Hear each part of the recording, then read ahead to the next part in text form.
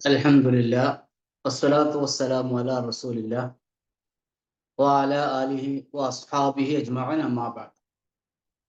അഊദു ബില്ലാഹി മിനശ് ശൈത്വാനിർ റജീം. ബിസ്മില്ലാഹിർ റഹ്മാനിർ റഹീം. യാ അയ്യുഹല്ലദീന ആമനു തഖുല്ലാഹ ഹഖ തുഖാതിഹി വലാ തമൂതുന്ന ഇല്ലാ വഅൻതും മുസ്ലിമൂൻ. വളരെ പ്രിയം നിറഞ്ഞ സഹോദരിമാരെ, ഖുർആൻ പഠിതാക്കളെ, നമ്മളൊരു പുതിയ സൂറത്തിന് ഇന്ന് പഠന ആരംഭം കുറിക്കുകയാണ്. സൂറത്തുൽ ബഖറ അള്ളാഹുവിന്റെ മഹത്തായ ഫദ്ല് കൊണ്ടും അവന്റെ തൗഫീഖ് കൊണ്ടും നമുക്ക് പഠിക്കാനും പൂർത്തിയാക്കുവാനും ഒക്കെ സാധിച്ചു. അള്ളാഹു സുബ്ഹാനഹു വ തആല ആ പഠനം നമ്മളിൽ നിന്നും സ്വീകരിക്കുകയും അതിന് തക്കതായ പ്രതിഫലം ഇരുലോകത്തും നൽകി അനുഗ്രഹിക്കുകയും ചെയ്യുമാറാകട്ടെ എന്ന് ആദ്യമായി പ്രാർത്ഥിക്കാം. സൂറ ആൽ ഇമ്രാൻ അതിൻ്റെ വിശദമായ പരിഭാഷ അടക്കമുള്ള ക്ലാസ്സാണ് നമ്മൾ ഈ പ്രോഗ്രാമിലൂടെ ഇൻഷാ അല്ലാഹ് ഉദ്ദേശിക്കുന്നത്. കഴിഞ്ഞ നമ്മുടെ പരിപാടിയിൽ ക്ലാസ്സിൽ പറയുകയുണ്ടായി ഖുർആൻ പഠനത്തിൻ്റെ, അതേപോലെ തന്നെ ഖുർആൻ തഫ്സീർ പഠനത്തിൻ്റെ പ്രാധാന്യവും അതിൻ്റെ ഗൗരവത്തെ സംബന്ധിച്ചുമൊക്കെ. നമ്മൾ അതിലേക്ക് ഇപ്പോൾ കടക്കാൻ ആഗ്രഹിക്കുന്നില്ല. ഏതായാലും സൂറത്തു ആൽ ഇമ്രാൻ, ഇമ്രാന്റെ കുടുംബം എന്ന പേരിൽ അറിയപ്പെടുന്ന ഈ സൂറത്ത്, ആല് എന്ന് പറഞ്ഞാല് കുടുംബം എന്നാണ് അർത്ഥം, ആളുകൾ എന്നൊക്കെ അർത്ഥമുണ്ട്. ആല് ഫിർഔൻ, ഫിർഔനിന്റെ ആളുകൾ, ആലു ഇമ്രാൻ. ഇവിടെ ഇമ്രാന്റെ കുടുംബം എന്ന നിലയിലാണ് ആ വാക്ക് വന്നിട്ടുള്ളത്. നമ്മളൊരു സൂറത്ത് പഠിക്കാൻ ആരംഭിക്കുമ്പോൾ അതിനു മുമ്പ് ആ സൂറത്തിലേക്ക് നേർക്ക് നേരെ പ്രവേശിക്കുന്നതിന് മുന്നോടിയായി, അതിനു മുമ്പ് ആ സൂറത്തിനെ സംബന്ധിച്ചുള്ള ഒരു ഏകദേശ ധാരണ, എന്താണ് ആ സൂറത്തിൽ പ്രതിപാദിക്കുന്നത്, അതിലെ നിയമങ്ങൾ, നിർദ്ദേശങ്ങൾ എന്തൊക്കെയാണ്, നമുക്ക് ആ സൂറത്തിൽ നിന്ന് പഠിച്ചെടുക്കാനുള്ള പാഠങ്ങൾ എന്തൊക്കെയാണ്, അതേപോലെ തന്നെ ഒരു സൂറത്ത് പഠിക്കുമ്പോൾ, അത് സൂറത്ത് മാത്രമല്ല ഏതൊരു ഇൽമ് നമ്മൾ കൈവശപ്പെടുത്തുമ്പോൾ രണ്ട് കാര്യങ്ങളാണ് മെയിനായിട്ട് നമ്മൾ അവിടെ ശ്രദ്ധിക്കേണ്ടത്. ഒന്ന്, പുതുതായി നമ്മുടെ ജീവിതത്തിൽ ഉപകാരപ്പെടുന്ന ഒരു നന്മ ആ പഠനത്തിലൂടെ സ്വായത്തമാക്കാൻ സാധിക്കണം. രണ്ടാമത്തേത്, നമ്മുടെയൊക്കെ ജീവിതത്തിൽ മനുഷ്യനാണ്, തെറ്റുകൾ, കുറവുകൾ, പിഴവുകൾ ഒക്കെ സ്വാഭാവികമായിട്ടും സംഭവിക്കും.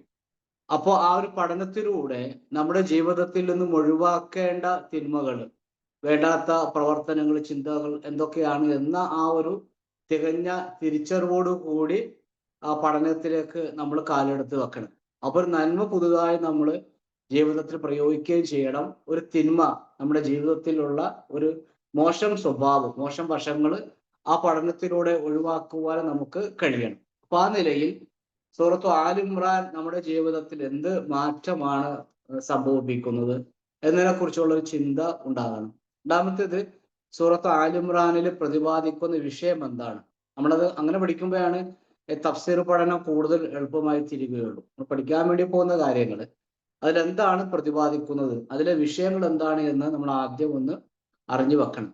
സൂറത്ത് ആൽ ഇമ്രാൻ വിശുദ്ധ ഖുർആനിലെ മൂന്നാമത്തെ സൂറത്താണ്.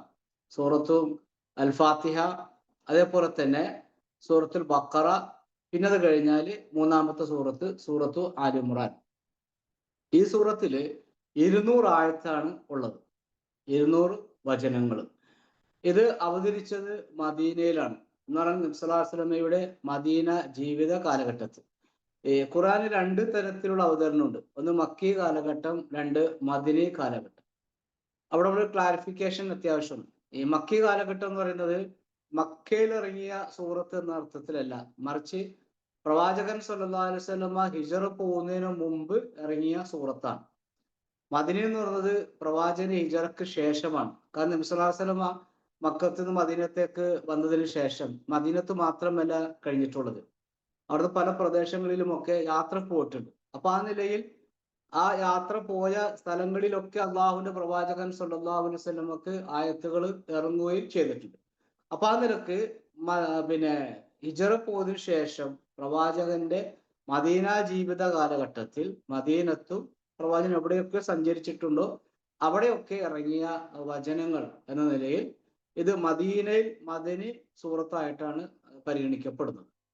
ശരി, ഇനി ഈ സൂറത്തില് 14,605 അക്ഷരങ്ങളുണ്ട്. 14,605 അക്ഷരങ്ങൾ.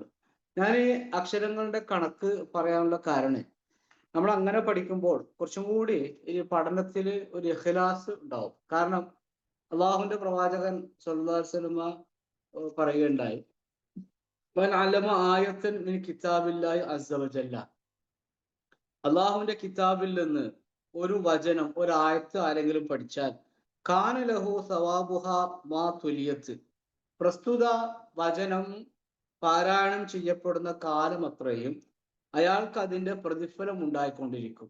നമ്മളൊരു ആയത്ത് പഠിച്ചു, ആ ആയത്ത് പാരായണം ചെയ്യുന്ന കാലം അത്രയും അതിന്റെ പ്രതിഫലം കിട്ടിക്കൊണ്ടിരിക്കും. അപ്പൊ ആ നിലയിൽ 14,605 അക്ഷരം പഠിക്കുമ്പോൾ, അതിങ്ങനെ പാരായണം ചെയ്യുമ്പോൾ അത്രയും പ്രതിഫലമാണ് നമ്മുടെ ഹിസാബിലേക്ക് അല്ലാഹു സുബ്ഹാനഹു വ തആല എഴുതി രേഖപ്പെടുത്തി വെക്കുന്നത്. അതുമായി ബന്ധപ്പെട്ട് മറ്റൊരു ഹദീസ്, അൻ അബ്ദുല്ലാഹി ബിൻ മസ്ഊദ് റളിയല്ലാഹു അൻഹു ഉദ്ധരിക്കുന്ന ഒരു വചനമാണ് ഇമാം തുർമുദിയിൽ നിന്നും, മൻ ഖറഅ ഹർഫൻ മിൻ കിതാബില്ലാഹി, ആരെങ്കിലും അള്ളാഹുവിന്റെ കിതാബിൽ നിന്ന് ഒരു ഹർഫ് പാരായണം ചെയ്താൽ ഫലഹു ബിഹി ഹസന, അവൻ അത് മുഖേന ഒരു നന്മ കിട്ടും. വൽ ഹസനത്തു, ഒരു നന്മ എന്ന് പറയുന്നത് ലി അശരി അംസാലിഹ, അത് 10 ഇരട്ടി വരെയാണ്. ലാ അഖൂലു, ഞാൻ പറയുന്നില്ല, അലിഫ്ലാമീം ഹർഫ്, അലിഫ്ലാമീം എന്നുള്ളത് ഒരു ഹർഫ് എന്ന് ഞാൻ പറയുന്നില്ല. സൂറത്തു ആൽ-ഇംറാൻ തുടങ്ങുന്നത് തന്നെ അലിഫ്ലാമീൻ എന്ന് പറഞ്ഞുകൊണ്ടാണ്.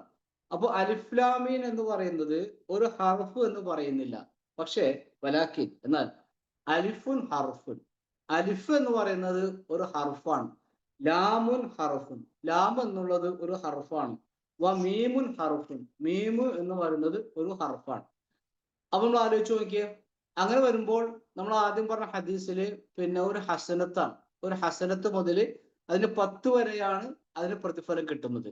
അപ്പൊ ആ നിലയില് ഇവിടെ പറഞ്ഞ 14,605 ആയത്ത് ഒരാള് പാരായണം ചെയ്താൽ, സൂറത്തു ആൽ-ഇംറാൻ ഒരാൾ പാരായണം ചെയ്താൽ ഇൻറ്റു 10 എന്ന് പറയുമ്പോൾ അയാൾക്ക് കിട്ടുന്ന പ്രതിഫലം എത്രയാണ്? 1,46,050, 1,46,050 പ്രതിഫലമാണ് ഒരാൾക്ക് സൂറത്തു ആൽ-ഇംറാൻ പാരായണം ചെയ്താൽ കിട്ടുന്നത്. നമ്മളൊക്കെ ആയുസ് എത്രയാണ്? അള്ളാഹുവിന്റെ പ്രവാചകൻ സല്ലല്ലാഹു അലൈഹി വസല്ലം പറഞ്ഞു, 60-65 എൻ്റെ ഉമ്മത്തിന്റെ ആയുസ് എന്ന് പറഞ്ഞാൽ 65 അങ്ങനെ, പിന്നെ 60-65 തൃപ്തിപ്പെടുത്തുക എന്ന അർത്ഥത്തിലല്ല, മറിച്ച് അത്രയൊക്കെ തന്നെ ഉണ്ടാവുള്ളൂ. 70-75-80 വരെയൊക്കെ പോകും എന്ന അർത്ഥത്തിലാണ്. അപ്പോ നമ്മുടെ ആയുസ്സില് ഇങ്ങനെ കണക്ക് കൂട്ടി കഴിഞ്ഞാല് ഇവിടെ 1,46,050 നന്മയുടെ പ്രതിഫലം കിട്ടുമെന്ന് പറയുമ്പോൾ നമ്മൾ എത്ര വർഷം ജീവിച്ചാൽ കിട്ടുന്ന ഒരു പ്രതിഫലമാണ് യഥാർത്ഥത്തിൽ സൂറത്ത് ആൽ-ഇംറാൻ പാരായണം ചെയ്താല്. അപ്പൊ നമ്മളതൊക്കെ ഒന്നിങ്ങനെ മനസ്സിലാക്കി നമ്മുടെ മനസ്സിൽ അതിങ്ങനെ ഉറപ്പിച്ചു കൊണ്ടായിരിക്കണം ഈ പഠനത്തിലേക്ക് തുടക്കം കുറിക്കേണ്ടത്. അങ്ങനെ 14,605 അക്ഷരങ്ങൾ ഈ സൂറത്തിലുണ്ട്. 3,481 3481 3,481 വാക്കുകൾ ഈ സൂറത്തിൽ അടങ്ങിയിട്ടുണ്ട്. ഇനി ആൽ-ഇംറാൻ എന്ന ഈ സൂറത്ത് ആണല്ലോ, ഈ സൂറത്തിന്റെ പേര് ആൽ-ഇംറാൻ എന്നാണ്. ആൽ-ഇംറാൻ എന്ന പേരിന് പിന്നില് ഒരു ചില കാര്യങ്ങൾ നമുക്ക് മനസ്സിലാക്കേണ്ടതുണ്ട്. ഇമ്രാൻ കുടുംബം, ഇമ്രാൻ കുടുംബത്തെ സംബന്ധിച്ചാണ് ഈ സൂറത്തിൽ പ്രതിപാദിക്കുന്നത്. പിന്നെ ആൽ-ഇംറാനിലും അതേപോലെ തന്നെ സൂറത്തു മറിയമിലുമാണ് ഇമ്രാൻ കുടുംബത്തെ സംബന്ധിച്ച് കൂടുതലായിട്ടും വന്നിട്ടുള്ളത്. ഇമ്രാൻ കുടുംബം എന്ന് പറയുന്നത് ഇമ്രാൻ, അദ്ദേഹത്തിന്റെ ഭാര്യ ഹന്ന, ഇമ്രാന്റെ മകളായ മറിയം, മറിയമ്മന്റെ പുത്രനായ ഈസാ നബി അലൈഹിസ്സലാം, ഒപ്പം ഹന്നയുടെ സഹോദരി, ആ സഹോദരിയുടെ ഭർത്താവായ സക്കരിയ നബി അലൈഹിസ്സലാം, സക്കരിയ നബി അലൈഹിസ്സലാമിന്റെ പുത്രനായ യഹ്യ നബി അലൈഹിസ്സലാം എന്നിവർ ഉൾപ്പെടുന്ന കുടുംബമാണ് ഇമ്രാൻ കുടുംബം എന്ന് പറയുന്നത്. അപ്പോൾ ഇമ്രാന്റെ ഭാര്യ ഹന്ന, ഇമ്രാന്റെ ഭാര്യ ഹന്ന, ഇമ്രാന്റെ മകളായ മറിയം, മറിയമ്മിന്റെ പുത്രനായ ഈസ, ഹന്നയുടെ സഹോദരി, അവരുടെ ഭർത്താവായ സക്കരിയ നബി അലൈഹിസ്സലാം, അദ്ദേഹത്തിന്റെ പുത്രനായ യഹ്യ നബി അലൈഹിസ്സലാം, ഇവരാണ് ഇമ്രാൻ കുടുംബം എന്ന പേരിൽ പൊതുവെ അറിയപ്പെടുന്നത്. ശരി, ഇനി ഈ സൂറത്തില് സത്യവിശ്വാസികൾക്ക് ധാരാളം പാഠങ്ങൾ ഈ സൂറത്ത് പഠിച്ചാൽ ലഭിക്കും എന്നുള്ളതാണ്. ഇമ്രാൻ കുടുംബം പിന്നെ അള്ളാഹുവിൻ്റെ കാരുണ്യത്തിലുള്ള നിറഞ്ഞ പ്രതീക്ഷയിൽ ജീവിച്ച ഒരു കുടുംബമാണ്. ഒരു കുടുംബം എങ്ങനെയായിരിക്കണം ജീവിക്കേണ്ടതെന്ന് കൃത്യമായി ഈ സൂറത്തിൽ വരച്ച് കാണിക്കുന്നുണ്ട്. അള്ളാഹുവിൻ്റെ കാരുണ്യത്തിൽ, അവൻ്റെ കൃപയിലും അവൻ്റെ സ്നേഹത്തിലും പടച്ചു നീട്ടുന്ന തൗഫീക്കിലും ഒക്കെ വളരെ മനോഹരമായി സുന്ദരമായി ജീവിച്ച ഒരു കുടുംബമാണ് ഇമ്രാന്റെ കുടുംബം. ചരിത്രത്തിൽ നമുക്കതൊക്കെ വായിച്ചാൽ മനസ്സിലാക്കാൻ സാധിക്കുന്ന കാര്യമാണ്.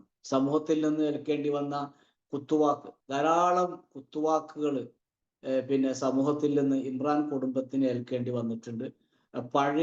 പഴി ചീത്ത വർത്തമാനങ്ങൾ കേൾക്കേണ്ടി വന്നിട്ടുണ്ട്.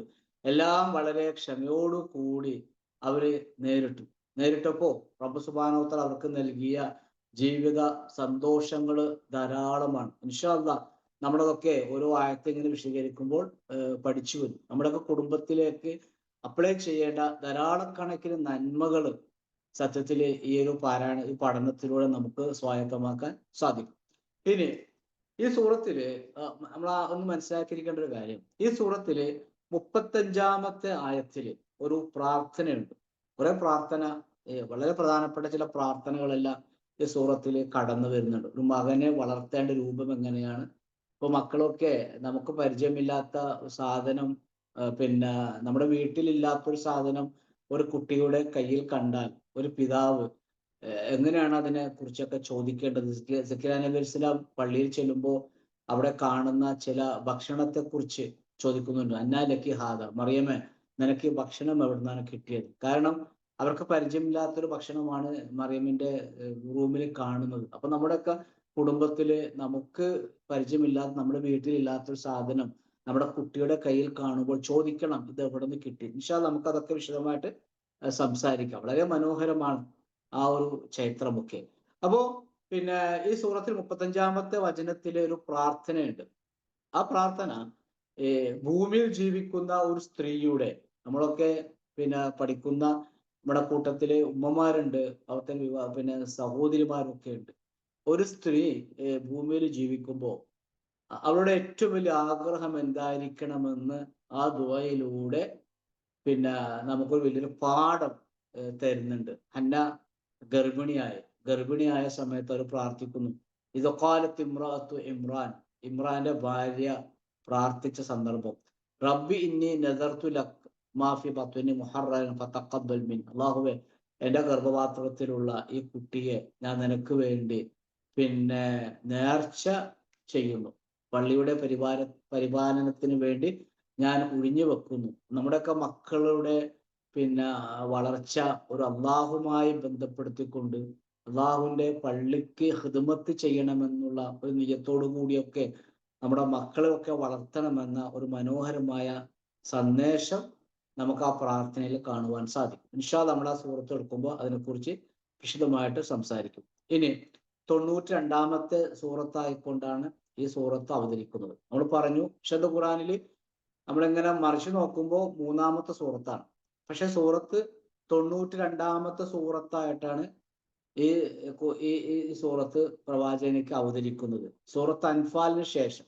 സൂറത്ത് അൻഫാല് 91-ാമത്തെ സൂറത്താണ്. 92-ാമത്തെ സൂറത്താണ് സൂറത്തു ആൽ ഇമ്രാൻ. ഈ സൂറത്തിന്റെ പേര് നമ്മൾ പറഞ്ഞു ആൽ ഇമ്രാനാണ് എന്ന് പറഞ്ഞു. ഈ സൂറത്തിന് അള്ളാഹുവിന്റെ പ്രവാചകൻ സ്വല്ലല്ലാഹു അലൈഹി വസല്ലമ സൂറത്ത് ബക്കറിന്റെ കൂടെ ചേർത്തി പറഞ്ഞ ഒരു വാക്കുണ്ട്, അസ്സഹ്റാവൈനി. നമുക്കൊക്കെ പരിചയമുള്ള ഒരു വാക്കാണ്. അള്ളാഹുവിന്റെ ഹബീബായ പ്രവാചകൻ സ്വല്ലല്ലാഹു അലൈഹി വസല്ലം ഒരിക്കൽ പറഞ്ഞു, യഖ്റഉൽ ഖുർആന, നിങ്ങൾ ഖുർആൻ പാരായണം ചെയ്യുക. കാരണം ഫഇന്നഹു യഅതി ഷാഫിഅൻ ലിഅസ്ഹാബിഹി, കാരണം ഖുർആനുമായി നിത്യ സമ്പർക്കമുള്ള ആളുകൾ, ഖുർആനുമായി സഹവസിക്കുന്ന ആളുകൾ, ഖുർആൻ പഠിച്ച് പാരായണം ചെയ്തും അത് മനഃപ്പാഠമാക്കിയും ജീവിതത്തിൽ അപ്ലൈ ചെയ്തും ഒക്കെ കഴിയുന്ന ആളുകൾ, അവർക്ക് ആ ഖുർആന്റെ ആളുകൾക്ക് അതൊരു ശുപാർശകനായി വരും. എപ്പോ? ഖിയാമത്ത് നാളില് ശുപാർശകനായി വരും. യഖ്റഉ അസ്സഹ്റാവൈനി, നിങ്ങൾ 2 സഹ്റാവൈനി പാരായണം ചെയ്യാം. സഹ്റാവൈനി എന്ന് പറഞ്ഞാൽ 2 പ്രകാശം പാരായണം ചെയ്യാം. അൽ ബഖറ വ ആൽ ഇമ്രാൻ, ആ 2 പ്രകാശം സൂറത്തുൽ ബഖറയും സൂറത്തു ആൽ ഇമ്രാനുമാണ്. ഫൈനഹുമാ യഅ്തിയാനി യൗമൽ ഖിയാമ, ഈ രണ്ട് സൂറത്തും ബഖറയും ആൽ ഇമ്രാനും ഖിയാമത്ത് നാളിൽ വരും. കഅന്നഹുമാ ഗമാമത്താനി, രണ്ടു മേഘങ്ങൾ പോലെ വരും. ഔ ഔ വയായത്താനി, അതായത് രണ്ടു തണല് പോലെ വരും. ഔ ഫുർഖാനി മിൻ ത്വയ്രിൻ, അല്ലെങ്കിൽ മിൻ ത്വയ്രിൻ സവ്വാഫ്, വരിവരിയായി പറക്കുന്ന രണ്ടു പക്ഷികളുടെ കൂട്ടത്തോടെ അത് ഖിയാമത്ത് നാളിൽ വരും. തുഹാജാനി അൻ സ്വാഹിബിഹിമ, സൂറത്തുൽ ബഖറയും സൂറത്തു ആൽ ഇമ്രാനും അത് പാരായണം ചെയ്ത, അത് പഠിച്ച, അതുമായി ജീവിതത്തിൽ പകർത്തിയ ആളുകൾക്ക് വേണ്ടി അള്ളാഹുവിന്റെ അടുക്കൽ വന്നിട്ട് ശുപാർശകരായി വരുമെന്ന് പറഞ്ഞു. ഒപ്പം അള്ളാഹിന്റെ മുമ്പിൽ വന്നിട്ട് അവർ തർക്കിക്കുകയും ചെയ്യും. നമുക്ക് സ്വർഗം ലഭിക്കാൻ, നമ്മുടെ പാപങ്ങളൊക്കെ പുറത്തു കിട്ടാനും ഒക്കെ ഈ രണ്ട് ഖുർആനും നാളെ പരലോകത്ത് വന്നിട്ട് അള്ളാഹുമായിട്ട് സംസാരിക്കും. ഇമാം മുസ്ലിം റിപ്പോർട്ട് ചെയ്ത ഹദീസാണ്. അവിടെ രണ്ട് മേഘം എന്ന് പറയുന്നത് പരലോകത്ത് അവിടെ ഈ അതിന്റെ ഭയാനകമായ ആ അന്തരീക്ഷത്തില് അതിന്റെ ചുവട്ടിലുള്ളവർക്ക് പരലോകത്ത് മേഘം ഒരു തണലായിട്ട് വരും. അതേപോലെ തന്നെ അതൊരു ആശ്വാസമായിട്ട് വരും.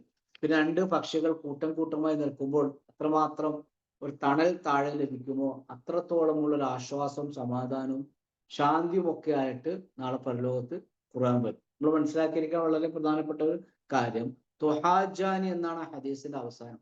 തുഹാജാനി, തർക്കിച്ചുകൊണ്ടിരിക്കും, സംസാരിച്ചുകൊണ്ടിരിക്കും. അൻ സ്വാഹിബിഹിമ, ഈ രണ്ട് സൂറത്തിന്റെയും രണ്ട് സൂറത്തും അതിന്റെ ആളുകൾക്ക് വേണ്ടി. അപ്പോ നമ്മൾ മനസ്സിലാക്കേണ്ടത് ഖുർആൻ അവിടെ സംസാരിക്കുമെന്ന് തന്നെയാണ്. ഖുർആൻ പറയുന്നുണ്ടല്ലോ, നരകത്തിൽ കിടക്കുന്ന ആളുകളെ കുറിച്ചൊക്കെ പറയുമ്പോൾ അവർക്കെതിരെ തൊലികളും നാവും തൊലികളും കൈകാലുകളും ഒക്കെ സാക്ഷി പറയുകയും അവർക്കെതിരെ സംസാരിക്കുകയും ചെയ്യും. അത് നമ്മുടെ നാവുകളൊക്കെ അത് തിരിച്ചു ചോദിക്കും, എന്താണ് നിങ്ങൾ ഞങ്ങൾക്കെതിരെ സംസാരിക്കും? അപ്പൊ പറയുന്നൊരു കാര്യം, ഞങ്ങൾക്ക് സംസാരിക്കാനുള്ള കഴിവ് അല്ലാഹു സുബ്ഹാനഹു വ തആല ഈ ഒരു സന്ദർഭത്തിൽ നൽകി എന്നുള്ളതാണ്. അപ്പോൾ ഖുർആൻ സംസാരിക്കും, ഖുർആൻ നമുക്കോട് സംസാരിക്കും. അല്ലാഹുവേ, നിന്നെ പാരായണം ചെയ്യാൻ വേണ്ടി രാത്രികാലങ്ങളിൽ ഉറക്കമൊഴിഞ്ഞുകൊണ്ട് ദീർഘമായി നമസ്കരിച്ച് ഖുർആൻ പാരായണം ചെയ്തു എന്നൊക്കെ പറഞ്ഞുകൊണ്ട് ഖുർആൻ നമുക്ക് വേണ്ടിയൊക്കെ പരലോകത്ത് സംസാരിക്കും. ഞാൻ പറഞ്ഞു വരുന്നത്, സഹറാവൈന് രണ്ട് പ്രകാശമായിട്ട് നാളെ പരലോകത്ത് സൂറത്തുൽ ബഖറയും അതേപോലെ തന്നെ സൂറ ആൽ ഇമ്രാനും വരുമെന്ന് അള്ളാഹുവിന്റെ ഹബീബായ പ്രവാചകൻ സ്വല്ലല്ലാഹു അലൈഹി വസല്ലം നമ്മെ പഠിപ്പിച്ച ഒരു കാര്യമാണ്. ഇനി സൂറത്ത് ആൽ ഇമ്രാന്റെ മുമ്പ് വന്നിട്ടുള്ള സൂറത്തുൽ ബഖറയാണ്. സൂറത്തുൽ ബഖറയും ആൽ ഇമ്രാനും തമ്മിലുള്ള രണ്ട് മൂന്ന് ബന്ധം നമ്മളൊന്ന് മനസ്സിലാക്കി വെക്കുന്നത് ഈ പഠനത്തിന് സഹായകമാകും. സൂറത്തു തൗഹീദും ഈമാനും പറഞ്ഞുകൊണ്ടാണ് സൂറത്തുൽ ബഖറ അവസാനിക്കുന്നത്. നിങ്ങൾക്കറിയാം, ആമന റസൂൽ ബിമാ ഉൻസില ഇലൈഹി മിർ റബ്ബി വൽ മുഅ്മിനൂൻ കുല്ലുൻ ആമന ബില്ലാഹി വ മലായികതി എന്ന് പറഞ്ഞുകൊണ്ട് ആമന റസൂൽ അത് പറഞ്ഞുകൊണ്ടാണ് സൂറത്തുൽ ബഖറ അവസാനിക്കുന്നത്. അതിൽ തൗഹീദ് ഉണ്ട്, അതുപോലെ തന്നെ ഈമാൻ ഉണ്ട്. ഈ സൂറത്ത് തൗഹീദും ഈമാനും പറഞ്ഞുകൊണ്ടാണ് ആരംഭിക്കുന്നത്. ബഖറ അവസാനിക്കുന്നത് തൗഹീദും ഈമാനും പറഞ്ഞുകൊണ്ട്. സൂറത്ത് ആൽ ഇമ്രാൻ ആരംഭിക്കുന്നത് തൗഹീദും ഈമാനും പറഞ്ഞുകൊണ്ടാണ്.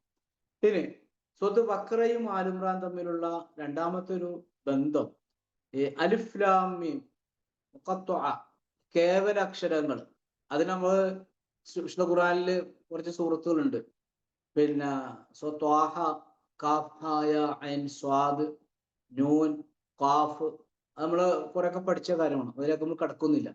അപ്പോ കേവലാക്ഷരങ്ങൾ കൊണ്ട് ആരംഭിച്ച സൂറത്താണ് സൂറത്തുൽ ബഖറ, അലിഫ് ലാം മീം. അതുപോലെ തന്നെ സൂറത്ത് ആൽ ഇമ്രാനും അങ്ങനത്തെ ആരംഭിക്കുന്നത് അലിഫ് ലാം മീം അല്ലാഹു ലാ ഇലാഹ ഇല്ലാ ഹുവൽ ഹയ്യുൽ ഖയ്യൂം എന്ന് പറഞ്ഞുകൊണ്ട് ഈ സൂറത്ത് ആരംഭിക്കുന്നു.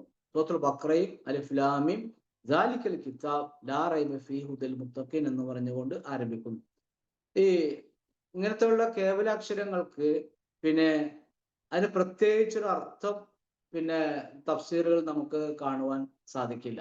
എന്താണ് ഇപ്പോൾ അലിഫ് ലാം മീം എന്ന് പറഞ്ഞുകൊണ്ട് ഉദ്ദേശിക്കുന്നത്? അലിഫ് ലാം മീം എന്നുള്ളത് അക്ഷരങ്ങളുടെ പേരാണ്.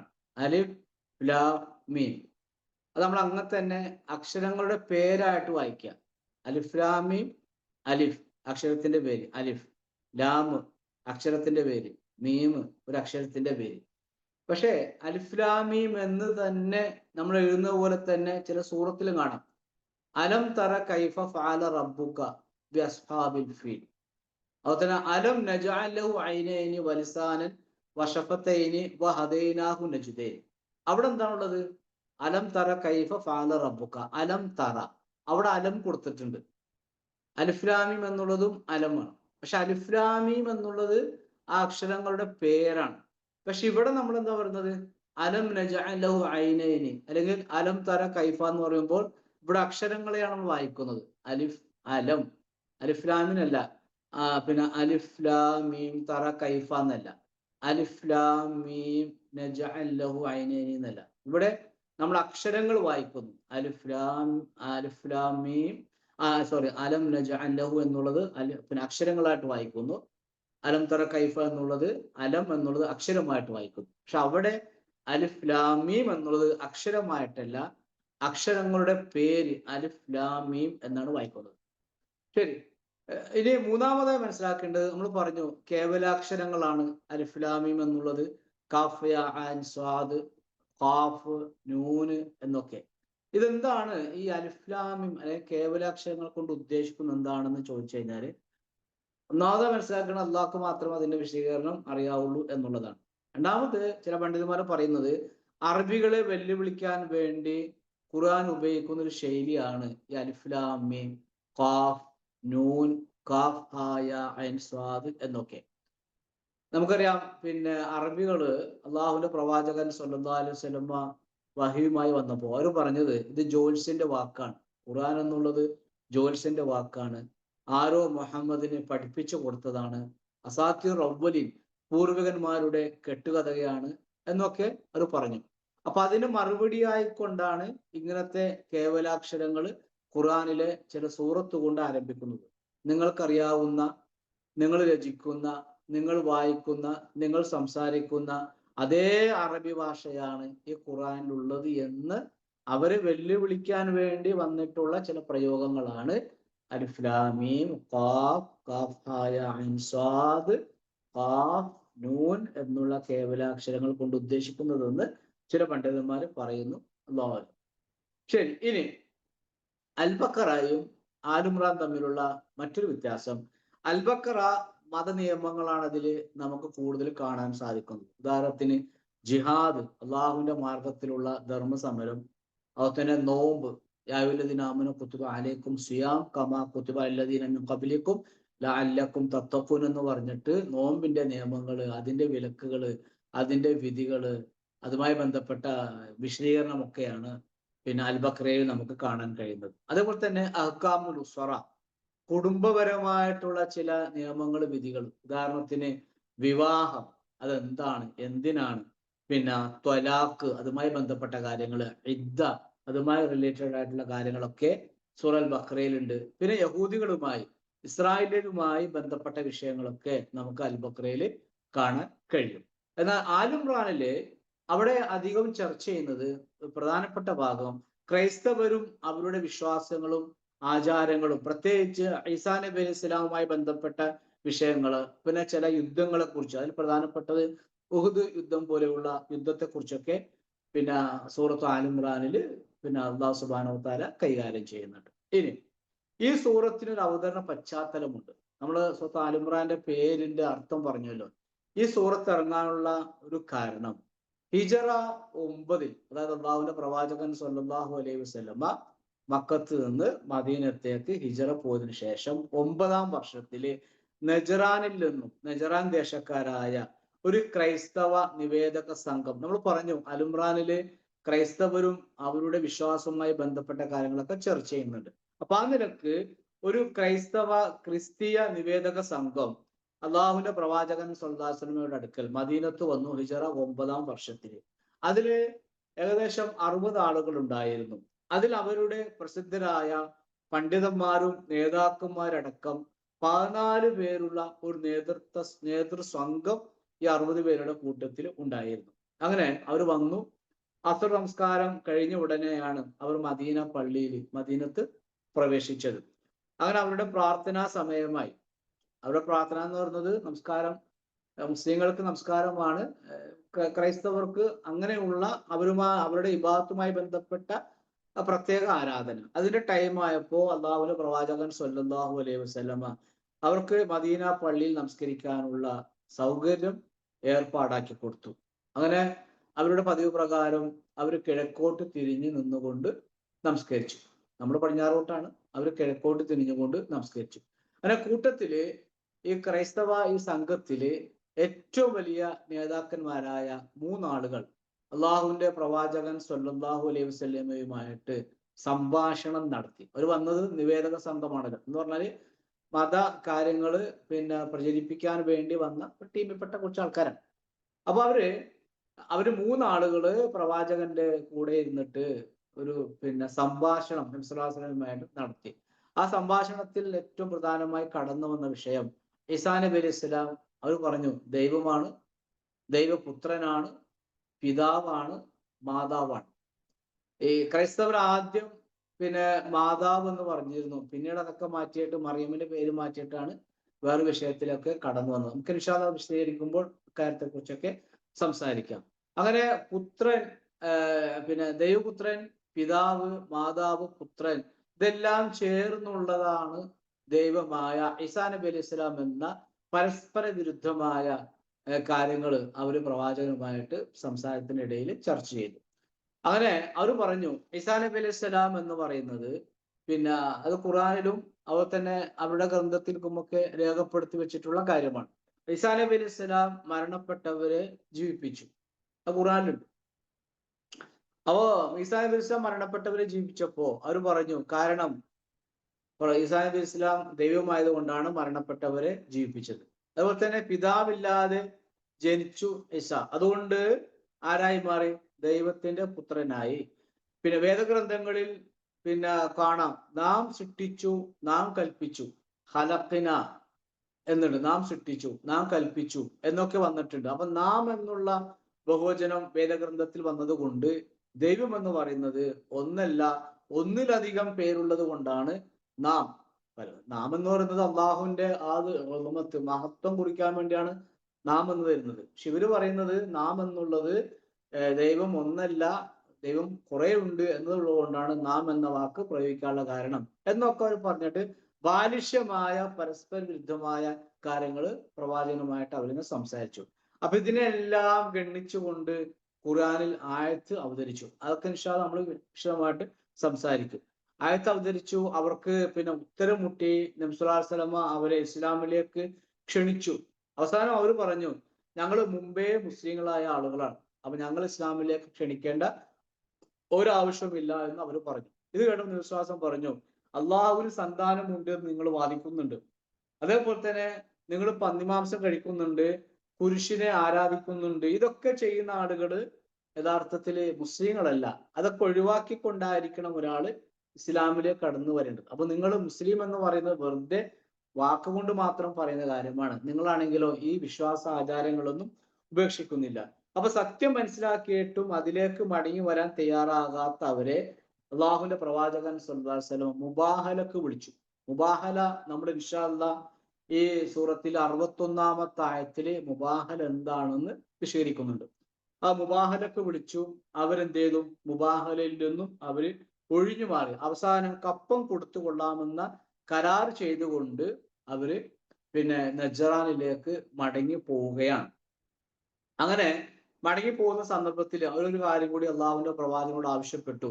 അവർക്കിടയിലുള്ള ആഭ്യന്തര പ്രശ്നങ്ങൾ, പല പ്രശ്നങ്ങളും ഇവർക്കിടയിലുണ്ട്, ഈ ക്രിസ്ത്യാനികൾക്കിടയിൽ അന്നുണ്ട്. അപ്പൊ ആ ആഭ്യന്തര പ്രശ്നങ്ങൾക്ക്, ഒരു വഴക്കുകൾക്ക് തീർപ്പ് കൽപ്പിക്കാൻ നിങ്ങൾ മുഹമ്മദെ, താങ്കൾ ഒരു വിശ്വസ്തനെ, താങ്കളിൽ നിന്നുമുള്ള, നമ്മുടെ കൂട്ടത്തിൽ നിന്നുള്ള വിശ്വസ്തനായ ഒരാളെ ഞങ്ങളുടെ കൂട്ടത്തിൽ പറഞ്ഞയക്കണമെന്ന് പറഞ്ഞപ്പോൾ അള്ളാഹുവിന്റെ പ്രവാചകൻ സ്വല്ലല്ലാഹു അലൈഹി വസല്ലമ അമീനുൽ ഉമ്മ, ഈ സമുദായത്തിൽ വിശ്വസ്തൻ എന്നു പേരുള്ള പ്രസിദ്ധനായ അബൂ ഉബൈദ റളിയല്ലാഹു അൻഹുവിനെ അവരുടെ കൂടെ പറഞ്ഞു വിടുകയും ചെയ്തു. അപ്പൊ ഈ ഒരു സന്ദർഭമാണ് നമ്മൾ ഈ സൂറത്ത് അവതരിക്കാനുള്ള കാരണവും അതിന്റെ പശ്ചാത്തലം. നമ്മളത് അങ്ങനെ തന്നെ ഒന്ന് പഠിച്ച് മനസ്സിലാക്കിയിട്ടായിരിക്കണം മുന്നോട്ട് പോകേണ്ടത്. നമ്മുടെ ഇന്നത്തെ ക്ലാസ് ഉദ്ദേശിക്കുന്നത് ഈ സൂറത്തിന്റെ ഒരു മുഖവുര, ഒരു ആമുഖം മാത്രമാണ്. അടുത്ത ക്ലാസ് മുതൽ ഇൻഷാ അല്ലാഹ് ആ വിഷയത്തിലേക്ക് കടക്കും. ഏതായാലും 2 കാര്യങ്ങൾ മാത്രം പറഞ്ഞുകൊണ്ട് അവസാനിപ്പിക്കുകയാണ്. നമ്മൾ അൽഫ്ലാമീം എന്നുള്ളത് എന്താണെന്ന് പറഞ്ഞു.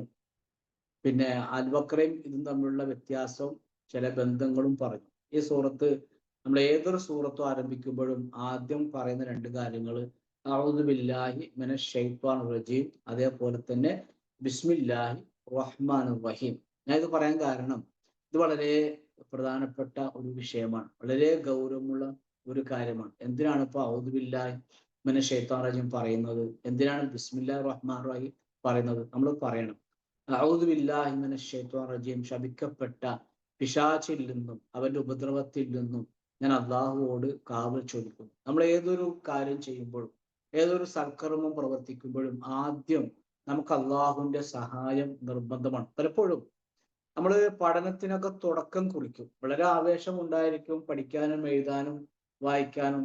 എന്നാൽ കുറച്ച് പഠനം കഴിയുമ്പോൾ ഒരു സ്വാഭാവികമായിട്ടും ആളുകൾ തിരക്കിപ്പെട്ടു പോകുന്ന നേരത്ത് പഠനമൊക്കെ മാറ്റിവെക്കും. അപ്പോൾ വാട്സപ്പിലുണ്ടാവും, ഗ്രൂപ്പിലുണ്ടാവും, യൂട്യൂബിലുണ്ടാവും, നമ്മളത് വായിച്ച് എഴുതി നോട്ടൊക്കെ ഉണ്ടാക്കാമെന്നുള്ളതാണ്.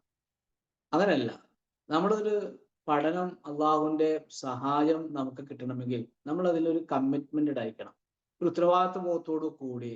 പിന്നെ അതൊരു ലക്ഷ്യമാക്കിക്കൊണ്ട് നമ്മുടെ ജീവിതത്തിലെ ഏറ്റവും പ്രധാനപ്പെട്ട ലക്ഷ്യം ഖുർആൻ പഠിക്കലാണ്. കാരണം ഖുർആൻ പഠിച്ചു കഴിഞ്ഞാൽ 2 ബർക്കത്ത് വളരെ പ്രധാനപ്പെട്ടതാണ്. ഒന്ന്, മാതാപിതാക്കൾക്ക് നന്മ ചെയ്യുമ്പോൾ ജീവിതത്തിൽ കിട്ടുന്ന ബർക്കത്ത്. രണ്ടാമത്തെ ബർക്കത്ത് വിശുദ്ധ ഖുർആന്റെ പഠനവുമായി ബന്ധപ്പെട്ട് കിടക്കുന്ന ബർക്കത്താണ്. ഇത് രണ്ടും നമുക്ക് ദുനിയാവിലും ആഖിറത്തിലും നിർബന്ധമാണ്. ആ നിലക്ക് ഖുർആൻ പാരായണം ചെയ്യുമ്പോൾ അഊദു ബില്ലാഹി മിനശ് ശൈത്വാനിർ റജീം, അല്ലാഹുവേ പിശാചിന്റെ പ്രയാസം, അവന്റെ പ്രയാസപ്പെടുത്തലിൽ നിന്ന് എനിക്ക് രക്ഷ കിട്ടണം അല്ലാഹുവേ. ഈ ഖുർആൻ പാരായണം, ഇതിന്റെ പഠനം, അതിന് നീ സഹായിക്കണം അല്ലാഹുവേ. എല്ലാ വിധത്തിലുമുള്ള തടസ്സങ്ങളും ഉപദ്രവങ്ങളും എന്നിൽ നിന്നും നീ മാറ്റിത്തരണം എന്നുള്ള പ്രാർത്ഥനയാണ് സത്യത്തിൽ അഊദു ബില്ലാഹി മിനശ് ശൈത്വാനിർ റജീം എന്ന് പറഞ്ഞുകൊണ്ട് തുടങ്ങുന്നതിന് പിന്നിലുള്ള രഹസ്യം. രണ്ടാമത്തേത് ബിസ്മില്ലാഹിർ റഹ്മാനിർ റഹീമാണ്. പരമകാരുണികനും കരുണാനിധിയുമായ അള്ളാഹുവിന്റെ നാമത്തിന്റെ സഹായത്താൽ, അതാണ് അള്ളാഹു റഹ്മാനാണ്, റഹീമുമാണ്. അങ്ങനെയുള്ള അള്ളാഹുവിന്റെ നാമത്തിന്റെ സഹായത്താൽ, ആ നാമത്തിന്റെ ബർക്കത്ത് കൊണ്ട് ഞാൻ ആരംഭിക്കുന്നു എന്നുള്ളതാണ്. റഹ്മാനായ റഹീമായ അള്ളാഹുവിന്റെ നാമത്തിന്റെ സഹായവും ആ നാമങ്ങളുടെ ബർക്കത്ത് കൊണ്ടും അള്ളാഹുവെ ഞാനത് ആരംഭിക്കുന്നു. ഏതൊരു കാര്യവും നമ്മൾ പറഞ്ഞു, ഏതൊരു നന്മയും, ഇപ്പൊ ഭക്ഷണം കഴിക്കുമ്പോൾ, അതുപോലെ തന്നെ പള്ളിയിലേക്ക് പ്രവേശിക്കുമ്പോൾ എപ്പോഴും നമ്മൾ എപ്പോഴൊക്കെ ബിസ്മില്ലാഹിർ റഹ്മാനിർ റഹീം ചൊല്ലാൻ പറഞ്ഞിട്ടുണ്ടോ അവിടെയൊക്കെയും അള്ളാഹുവിന്റെ നാമത്തിന്റെ സഹായം ചോദിച്ചുകൊണ്ടും ആ നാമത്തിന്റെ ബർക്കത്തും നേടിക്കൊണ്ടാണ് നമ്മൾ ആ പ്രാർത്ഥനയിലൂടെ ആ പ്രവർത്തനത്തിലേക്ക് കാലെടുത്ത് വെക്കുന്നു. അപ്പോൾ ഈ അഊദു ബില്ലാഹി മിനശ് ശൈത്വാനിർ റജീമിന്റെ പ്രാധാന്യം, ബിസ്മില്ലാഹിർ റഹ്മാനിർ റഹീം എന്ന ആ വാക്കിന്റെ ഗൗരവവും നമ്മൾ മനസ്സിലാക്കി വെക്കണം. ഇൻഷാ അല്ലാഹ് അടുത്ത ക്ലാസ് മുതൽ നമ്മുടെ സൂറത്ത് ആരംഭിക്കും. അല്ലാഹു സുബ്ഹാനഹു വ തആല ഈ പഠനം വളരെ ഭംഗിയായി, മനോഹരമായി, എളുപ്പമായി മുന്നോട്ട് കൊണ്ടുപോകാൻ നമുക്കെല്ലാവർക്കും തൗഫീഖ് നൽകുമാറാകട്ടെ. ഇത് വളരെ സന്തോഷകരമായ രീതിയിൽ പിന്നെ ഇത് പഠിച്ച് അവസാനിപ്പിക്കാനുള്ള തൗഫീഖും അള്ളാഹു നമുക്ക് നൽകട്ടെ. അതിൻ്റെ കൂടെ തന്നെ ഇതൊക്കെ ജീവിതത്തിൽ അപ്ലൈ ചെയ്യാനുള്ള മഹത്തായ ഫദ്ലും അള്ളാഹു നമുക്ക് എല്ലാവർക്കും നൽകട്ടെ എന്ന് ആത്മാർത്ഥമായി പ്രാർത്ഥിക്കുകയാണ്. അള്ളാഹു നമ്മളിൽ നിന്ന് വന്നു പോയിട്ടുള്ള തെറ്റുകളും കുറ്റങ്ങളും പാപങ്ങളും എല്ലാം പുറത്തു മാപ്പാക്കി തെരുമാറാകട്ടെ. റബ്ബനാ ഹബലനാ മിൻ അസ്വാജിനാ വദുരിയാതിനാ ഖുറത അഅ്യുനിൻ വജഅൽനാ ലിൽ മുത്തഖീന ഇമാമ വആഖിറു ദഅവാനാ അനിൽ ഹംദുലില്ലാഹി റബ്ബിൽ ആലമീൻ. അസ്സലാമു അലൈക്കും വറഹ്മത്തുള്ളാഹി വബറകാതുഹു.